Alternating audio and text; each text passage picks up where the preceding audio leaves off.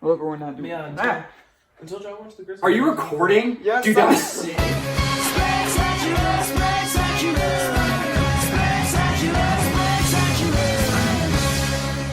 Well, hello everybody, welcome back to another Harry Potter review. So I'm joined by Logan Wilson. Jonah Morgan. and the usual Christian Hopkins, and today we're here to talk about the third Harry Potter movie with Harry Potter and the Prisoner of Azkaban. Your intros are getting better. I'll say that. Azkaban. Azkaban. Prisoner of Azkaban. So where shall we start Prisoner here, of Logan? Bads? Do we want to start bads? So There's not many. I said this like very shortly after we started the movie. This is the first one where they start to perfectly capture the aesthetic that the rest of the That was series what I has. said at the beginning is Harry Potter. That's not a bad thing. That's not a bad It's thing. not a bad thing. Harry Potter's starting to look like Harry Potter. It's a good thing. Like, the that's- scenery. Because that's what I said at the end of Chamber of Secrets where there's a giant snake fight. I'm like, this is starting to get to like, dude, they're starting to build this world more and more and more. Everything really. This movie is where the entire world it of doesn't, the movies kind of locks it doesn't in. feel like one or two. And you One mentioned or that with the two, look. yeah. Everything from the character chemistries are better, which makes sense because they've had time. Character to looks are starting to get more. They're starting to progress. They're more. starting to look older. Starting to get older. There's a couple cast changes. Dumbledore. That are there's some iconic. stylistic Flitwick, changes. Dumbledore. Yeah. Flitwick, actually, I don't think it's a cast change. I think No, it's not a an cast change. entire It's same guy. style Yeah, change. same guy. But he looks a lot better. yeah, I mean, they changed Harry's wand to the iconic Yes, it's wand. actually the Everything wands. in this movie, they just start to kind of lock everything into the Harry Potter aesthetic that I immediately think of when I think of these movies. 1 and 2, while they're good, they kind of are in their own little world for me. I always, when I think of these movies, I think of one and 2, the rest of them.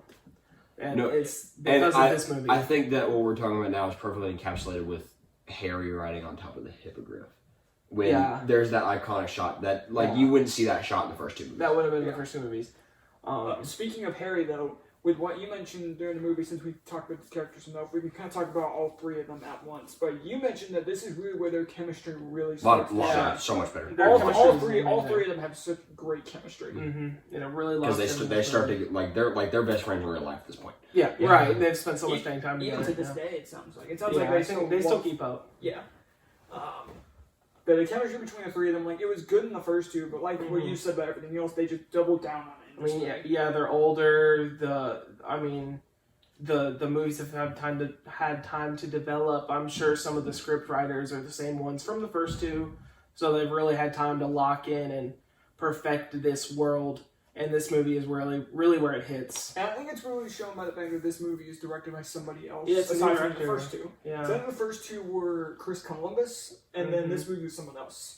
So that can explain why it just it feels different. Yeah, and then I think this is the kind of start of the aesthetic for the rest of the series. And all that's not to say that the first two were just bad. No, they were just figuring out the tone and They're like just they're the like look test they were runs. going. Yeah, and it's a different tone because the actors are younger. Yeah, the actors are 12 years old, They're 11 12 years old. They're older here. They're probably 14, 15. Most of them in this. I think they say 14 at one point. I think so. Or Dumbledore says something about are they going to believe? The characters themselves are 13. 13. I think. That's what he says. But the actors are 14, Yes. 15. They're older. They're starting to get more into a serious tone. Yes, Dumbledore says good. they're not going to believe a group of 3 13-year-old wizards. That's what he says. Mm-hmm. Yeah. But it's Dumbledore. That's the next thing. Yeah, I was Dumbledore say. cast change. Whenever I hear Dumbledore, That's what you think of. That's what I think of because, think of. and you don't see him you see him towards the end a little bit more. You don't see him a whole lot, but in the next couple movies, Logan has said that you see him a lot more. Yeah, he becomes way more. That's a good thing. Yes. Yeah. They give him a chance to act his butt off, Yeah. in especially Goblet, Because is what I've heard. yeah, we'll touch on that next time. Yeah, the cast switch from I think Richard Harris to Michael something. He really is a lot better, I think. Not to say that the first two he didn't do a bad job. I mean, he's just different. He's just there. He's just different. He's less not really, present. Yeah, he's not really as present, and he starts to become a big role, which is what he should be. Dumbledore is very, very, very important through this series. He's Dumbledore. He's literally Dumbledore. So that cast change was great. He's great in this movie. He's not there much, but he's great where he is. Yeah, he's there at the He's end. there a lot more than he has been. He's there. He's there at the end, which is like that's how he's been in the past couple movies. In the first two, like he shows up at, like in the middle to like tell Harry something important. Like there's the whole thing with the mirror in the first one, Right. and then he's there at the end when like everything's all good. Yeah. But this movie starts to make some big changes to the franchise, and I think it's good. I will say there's only one thing that I think this movie does worse than the first two is Draco. Yep, I was about to bring him up. Yeah. He's not as much of a, not to say he's bad, he's just not as much of a character. Right. He's also just, he de-ages, like, in terms of how he acts. How he looks as Harry's not I great. think it tracks because he's like 13 in this movie. And he acted almost too old in the first two. I don't know if you've ever talked to a 13-year-old boy before, but they're pretty awful. No, he acted he acted almost older than his age in the first two. Like the drawing he sent over Like, to Harry. yeah. It's something you would see a 5-year-old draw. No, yeah, he's just kind of a bully in this one. He's not really a character. He's just kind of a side bully thing. Yeah, And he doesn't. And he's just an take idiot. He walks up to the whatever creature it is, and it's like he gets hit by it. He's like, Oh, I'm the dying. hippogriff, I'm yeah. dying. That's all he is till later. Probably like until like halfway. He's there to be a jerk, and then to immediately get his. In the first two, he was just more of a character. I guess it's because he was more important to the plot of especially two. Yeah, more too. But he just acted older than his like he didn't act like an 11-year-old in the first one. He just acted older. Yeah, he doesn't have a large role in this movie. Not to say that's bad. It's just no, I love Tom Felton. So yeah, he doesn't have much of a role in the next one either. He really doesn't. He picks up a little bit in 5. And then I know what he does in 6. 7. He's got a big role in 6. Yeah. No, I know what he does in like Deathly Deathly Hallows here, Hallows. but I would say this is probably the movie where he is probably at his worst. Yeah, Especially hair. Draco's a character. He's kind of at his worst in this one, but and his hair. he's not super relevant to the plot. Yeah, so. it's more just he's irrelevant. He's not He's terrible. He's just not a big part. He's of it. completely irrelevant. The only thing he's a big part of the story too is getting that hippogriff killed. And that is true. Yeah, he does kind of start off the. He's the one that starts off like the hey, let's kill this thing. Yeah, the end of this, the like last act of this movie. But besides that, nothing. The new dark arts teacher. Yeah, Lupin is introduced in this. I like his actor. I really like him. I like his actor, and I love his character. I like him. I love Lupin as a character. He's one of my favorite characters. He becomes like a somebody that Harry bonds with. Like that. Really because like he's like suspicious, but not necessarily like he's a bad person. It's just like. And unlike the previous two, he like has a dark nature to him, but as a person, he's not bad. Like he's Genuine. genuine. He's genuine. He really wants to look out for Harry and protect him. But the fact that he has this other side of him, where which they like hand to you. They literally hand to you when he jumps in front of the boggart. Is that how you say it? And It turns into a moon, and I'm like, oh, huh? And then literally like. A couple minutes later, Snape is filling in, and he starts talking, and he's like, he skips ahead in their textbook and talks about werewolves. Yep. It hands it to you practically, and then they have which makes sense because Hermione figures it out like that. Yeah, going for a walk in the because when they confront him later on, they end up Hermione ends up because Hermione said she knew whenever Snape went over in class, Wolverines. I want to do X-Men movies, man. Oh, so do I. But actually, speaking of that, with who Lupin is not associated with, but who he interacts with Sirius Black. Love him. Great character. I didn't realize it was Gary Oldman until you said something because he's such a different character than you look at him in the Dark Knight trilogy as Gordon, and you look here, and it's like. You know what that means? He's a good actor. Yep. He's a little younger in this movie. Let me see. When did Dark Knight come out? No, this movie came out a year before Batman Begins. So he would. This is 04. This is 04. Batman Begins was 05. But yeah, he looks so different, and he acts so different because he's a darn good actor. Yep. I like Sirius's character. Yeah, he was a real because he's another like misunderstood character, but a little better than like Snake because like he's genuinely a good person. Because Harry's godfather, and like you truly see like once everything's been settled, you see that him and Harry have such a great. One thing I thought of was like, why is he kind of going along with the whole thing? Like he's a murderer. I always but like, what else is he gonna say? That rat murdered that rat. Yeah, it was more the just like Potter he bear. was talking about the rat and he just got misconstrued. And also he's in Harry. prison for over a decade, so he goes nuts. Yeah, exactly. So I'll Yeah, he's introduced in this. He's really good. The- I love Lupin though. He's Snape not as much of a character. Yeah, Snape's kind of takes the back seat quite a bit in this movie. And gets demolished by Harry. I do love the detail that I saw is when they come out of the hole and like since Harry blasted them, Snape walks and starts Lupin. chewing Harry out, turns on sees the world, and immediately goes to protect the three of them. No, Right. Snape is probably my favorite you get character hints so far. from the very beginning that Snape is like very genuine. Not a bad character. not like a bad guy, but he's a mean guy. He's just grumpy. He's like, just grumpy. he's very grumpy, but like when it comes down He to gives it, off- he is willing to essentially give his life to protect. He gives off hall monitor vibes whenever he confiscates the map Hallmark. in the corridor. Oh shoot, I was gonna say something. I love Alan Rickman. So I know that Snape is just more and more important. Yeah. So I'm so ready for that because Especially I love Alan especially Rickman. when you get to like 6. I have one complaint about this movie, and it's kind of a common complaint throughout the franchise, but it's pretty relevant in this movie. You know who takes a big backseat in this movie? Ron, Ron takes literally, especially in the last scene. The last third of the movie doesn't exist. The last 45 minutes after he gets like bitten by Sirius. Yes. He's in the infirmary, and then Harry and then Harry and on Hermione time travel. go- We'll talk about this. go and do their thing, and how'd you end up there? And they basically make fun of him. They're like, That's it. screw you, Ron. Yeah. Which is strange because I think that Ron kind of reminds me of Draco in this movie. They're both kind of whiny babies in this movie. Yeah. Ron like cries a lot. Backseat.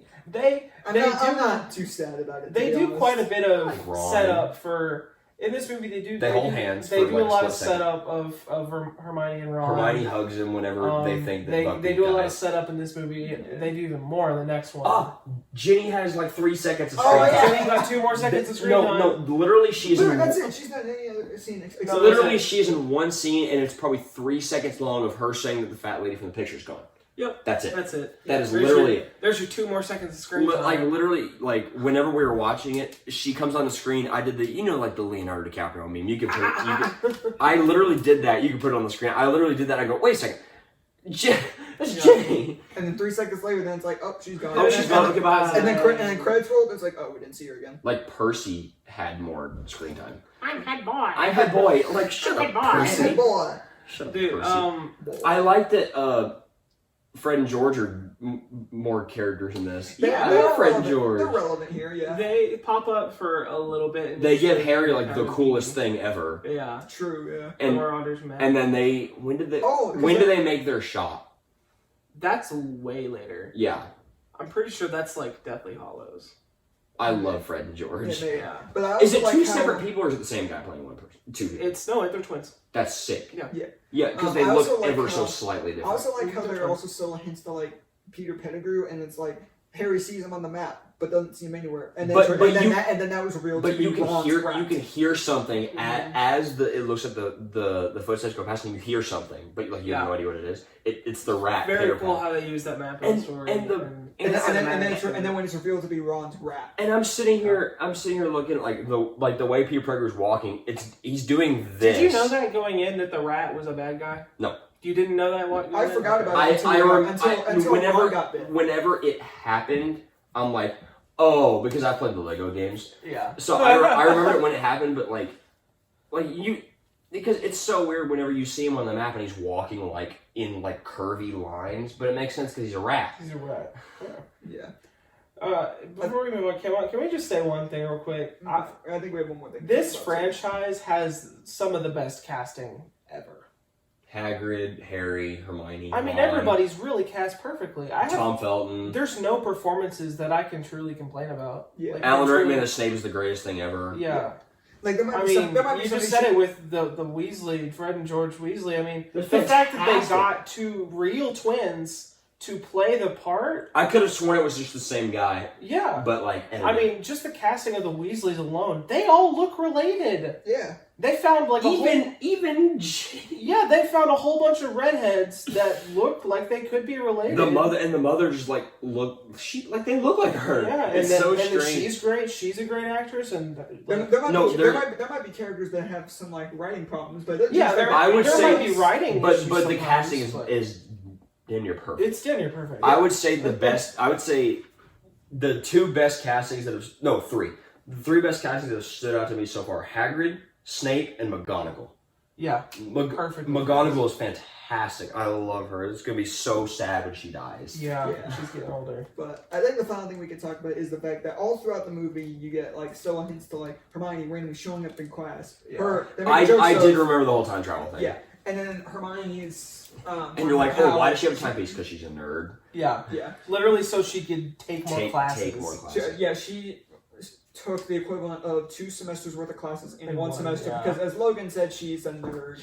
And she's got to be careful because whenever she uses that thing, that means there's 2 of her around at the same time. Yes. So she takes the utmost care to take those classes. Which I really like what we see because we see hints of that, and then in the final third act we see like.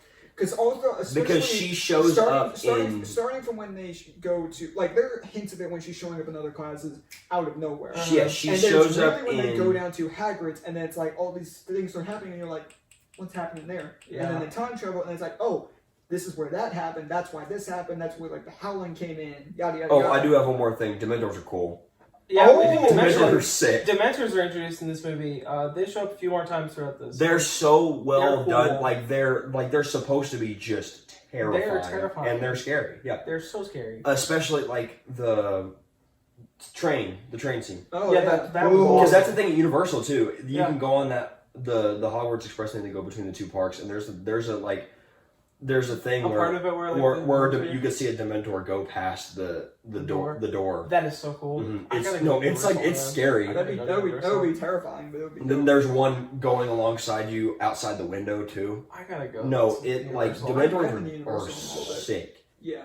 But I do think this handled the time travel aspects of it pretty well because it sets some stuff up beforehand. Like, there's always a thing of you gotta be careful with time travel, but it's also something where you can do anything with it. It's not perfect, but it's Harry Potter. It's different time travel. Most time travel is technology based. This is magic. Like my whole thing was literally the only thing I could like come up with that's like not even a complaint about it, but like something that I noticed about it was whenever they're at Hagrid's hut and she throws something at Harry. Yes.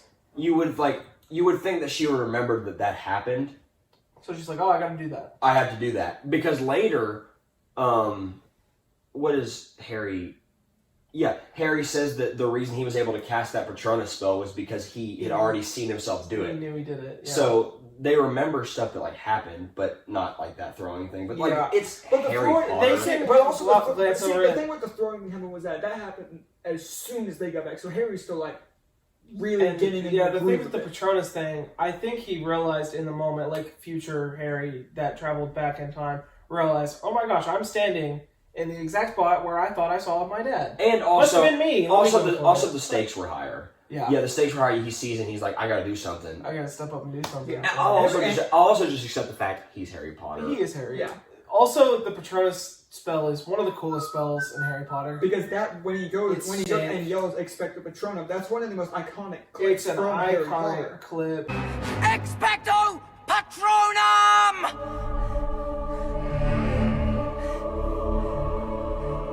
That spell is freaking cool. Whenever you he uses it a lot, doesn't he? Sometimes not. He uses it probably. You see him use it in a later film where Dementors show up. It's really primarily just. I think it's one more time he uses it. But the thing is, he doesn't use it that much. I think it definitely hollows. It's iconic because he screams it. There's Dementors fighting in the Battle of Hogwarts. Spoiler alert! And he just casually will like throw it out. He's just like. He doesn't have to say anything. He doesn't even say anything anymore. He just like casually throws it out. Which is kind of what sometimes they do in Fantastic Beasts. They don't say it as much. Well, I feel like once you're a certain like skill level. And you're Harry Potter. You just do it. But but aside from that, that's all I got. Yeah, this is a really good one. Yeah. I like this one a lot. I'll go not first. I'm still trying to come up with an exact number. Do you have a number, Logan? Yeah. You go first while me and Jonah think about ours. So. Okay, this one's really freaking tough. I gotta be honest, I used to think this was like top 3 for me. It's still definitely in the top 5. But I can't give it too high because I like some of these next ones like a lot. So I think I'm going to go with the number I immediately had in my head, and I'm going to stick with it. I had 9 flat for this one. I really like this one a lot, and this is the first one to crack 9. And yeah, that's what I'm going to go with, is a 9 flat. Okay. What did I give Chamber of Secrets? I don't remember. You gave both of them around like 8 range. I think Chamber of Secrets you might have given like 7, high 7, and I think first one was like somewhere 8. So maybe? I think this is definitely better than the first 2. I will say that. The best one you've seen so far? Yes, absolutely. Oh, yeah, I don't think it's close. I did like Chamber of Secrets though, but this is the world is starting to really come together. All the castings are great. All the characters are great. The story is fantastic. The chemistry's a lot better. Yeah, I'm not gonna give it like as high as like mid 9 or something like that, because I think there are gonna be I want to save room for stuff that might be better. Those last 3 you're gonna. The range that I was thinking was 8.5, then 8.5 to 9. Like that was the range I was. I'm gonna give 8.7. That's what I'm gonna stick with. Okay. Is 8.7 because it is still very enjoyable. I just think that the Deathly Hallows or You think those are your favorite? Yeah. On the other hand, this is my favorite Harry Potter movie. It has been my favorite for quite some time. It's been between this and probably like both the Deathly Hallows movies, but there was just something about this movie that just really, really clicked with me. I really like a lot of the aspects about it. I think, like Logan said, this is where it started to truly become Harry Potter. All casting is great, and another thing we didn't touch on, this is the only movie where Voldemort plays no part whatsoever. He's mentioned twice. He's mentioned twice at the very beginning by Ron's dad. Yeah, and then that's it. But yeah, this is my favorite Harry Potter movie. I was thinking of a range of movies, but I think at the end of the day, I'm gonna stick. The lowest I was thinking was 9.4, and I think that's what I'm gonna go with. That's fair. If it's your favorite, 9.4 is fair. Yeah, I was thinking between this and 9.5, but it kind of jumps around between that. But I'm going to stick with 9.4. I love this movie. It's my favorite of the franchise, and I'm looking forward to rewatching the other ones, because from 4 to 6, well 5 and 6, I don't remember as much about. Really, I don't remember much about 6. So I'm looking forward to rewatching the rest to see if one of them dethrones Prisoner of Azkaban, but... I think it might. The last 3 are incredible. It depends on Deathly Hallows. If any of the future movies have a chance of being my favorite, it'll probably Deathly Hallows Part 1 is criminally underrated. It might be one of the Deathly Hallows. It's so good. Yeah. But that is going to do it for our review of Prisoner of Azkaban. Stay tuned for next time where we review the 4th movie with Goblet of Fire. That's the movie that I remember the most in the Lego games. Because it's got a lot of iconic moments. Iconic moments, yes. It has Batman in it. It does have Batman in it. It does have Batman. I remember that from the game. But thank you guys for watching, and we will see you guys next time. See y'all later, webheads.